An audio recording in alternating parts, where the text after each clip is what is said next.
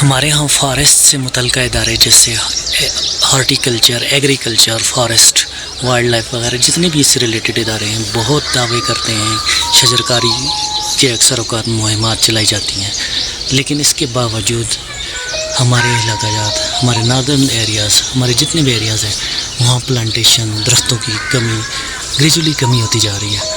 और अब ये अलार्मिंग सूरत हाल हो चुकी है, इतनी अलार्मिंग सूरत हाल हो चुकी है कि बहुत सी जगहों पे आपको दरख्त तो बहुत कम महसूस होते हैं, अलबत्ता ग्रीनरी जो बारिशों की वजह से जो घास वगैरह निकलता है वही महसूस नज़र आता है।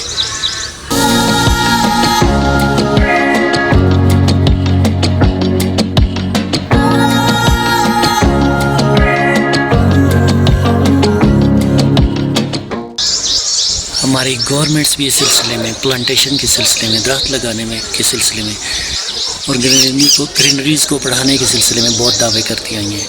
इस सिलसिले में एक मशहूर जो मुहिम चलाई गई वो बिलियन ट्री सुनामी जो थी, एक मुहिम थी जिसके ज़रिए बहुत ज़्यादा दरख्त लगाने का दावा किया गया। लेकिन जहाँ भी हम अगर जाएँ टूरिज़म पे जाएँ तो कहीं आपको नए दरख्त लगे हुए नज़र नहीं आते। बहुत अक्सर जगह पे आप देखते हैं कि पुराने जो बूढ़े दरख्त हो चुके हैं, पुरानी वेजिटेशन है, पुरानी प्लांटेशन है।